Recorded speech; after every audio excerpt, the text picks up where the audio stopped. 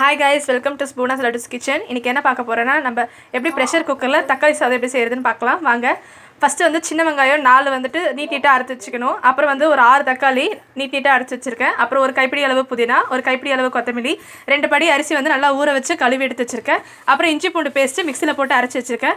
அதுக்கு ஆட் பண்ண வேண்டிய மசாலா வந்து 1 டேபிள்ஸ்பூன் சோம்பு, அப்புறம் 3 லவங்கம், 2 சின்ன பட்டை, ஒரு ஏலக்காய், அப்புறம் வந்து பாசி இலை வந்து கொஞ்சமா எடுத்துருக்கேன். அப்புறம் பிரிஞ்சி இலை, அப்புறம் தேவையான அளவுக்கு நெய் எடுத்து வச்சிருக்கேன்.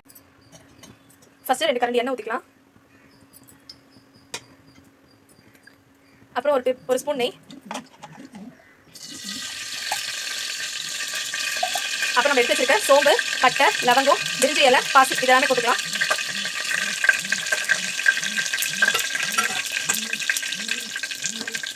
அப்புறம் நீட்டா கட் பண்ணி வச்சிருக்க வெங்காயம் போட்டுக்கலாம்.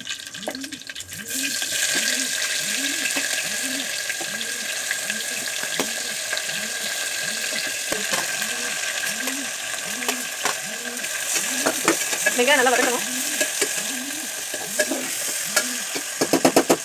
வெங்காயம் நல்லா வதக்கிறதுக்கு கொஞ்சமாக கல்லுப்பு சேர்த்துக்கலாம்.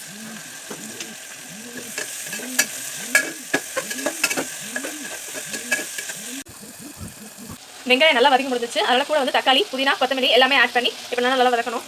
கொஞ்சம் சேர்த்துக்கலாம்.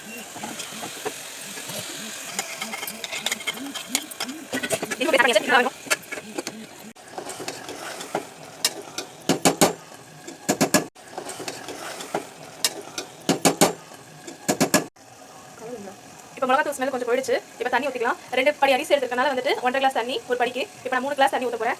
தண்ணி ஊற்றிக்கலாம்.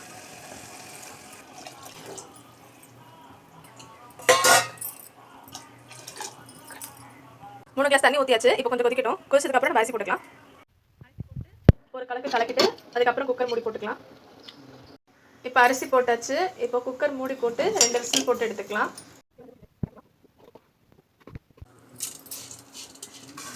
குக்கர் விசில் போட்டாச்சு. 2 விசில் வந்ததுக்கப்புறம் இறக்கிக்கலாம்.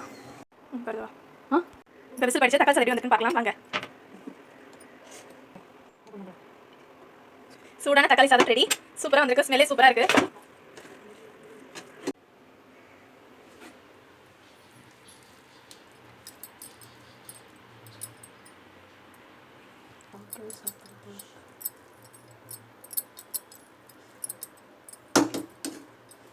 தக்காளி சாதம் நல்லா உதிரியாக சூப்பராக வந்திருக்கு.